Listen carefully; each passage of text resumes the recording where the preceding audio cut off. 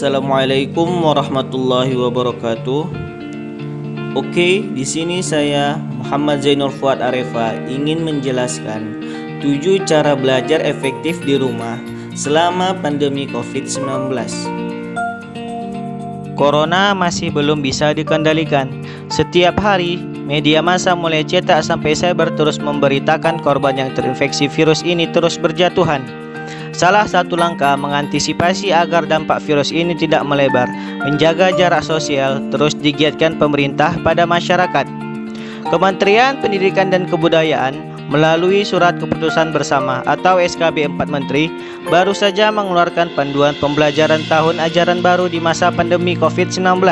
Salah satu poin dalam panduan tersebut adalah larangan melakukan kegiatan belajar mengajar tatap muka di 94% wilayah Indonesia yang berada di zona merah, orange, dan kuning.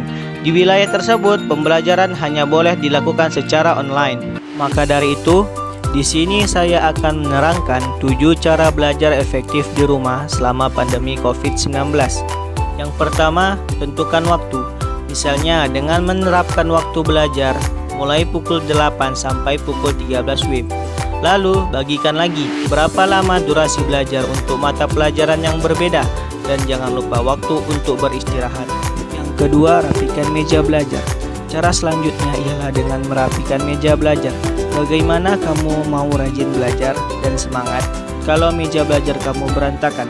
Maka dari itu, pastikan meja belajar kamu rapi dan cukup luas. Yang ketiga, cari tahu cara belajar yang sesuai. Misalnya, sambil mendengarkan musik, ada yang butuh ketenangan saat belajar, dan ada pula yang senang sambil mengemil. Nah, mencari tahu cara belajar yang sesuai dengan kamu ini bisa menghindari kamu dari rasa kantuk atau rasa malas yang menyerang. Keempat, cari media belajar yang tepat. Selain mendapat materi-materi belajar dari sekolah, selama masa sekolah dari rumah pun kamu tentu harus tetap membekali diri kamu dengan media-media belajar lain yang tepat. Misalnya saja seperti menggunakan aplikasi Ruang Guru, Wiper School, Zenius, dan lain-lain.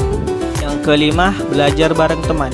Di zaman yang serba canggih seperti ini, kalau kamu mau belajar bareng teman, juga tidak harus dengan ngumpul bareng. Kamu bisa memanfaatkan beragam aplikasi untuk video call. Dengan belajar bareng teman-teman via video call, mungkin kamu jadi lebih bersemangat. Yang keenam, minum air putih.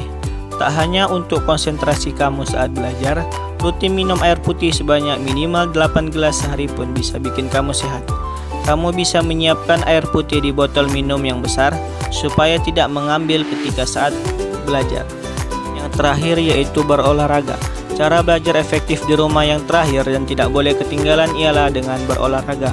Kamu bisa melakukan olahraga ringan ketika jam istirahat. Cukup dengan stretch up untuk meregangkan kaki, tangan, dan leher. Gunanya supaya badan kamu tetap bugar dan otak pun bisa terus on.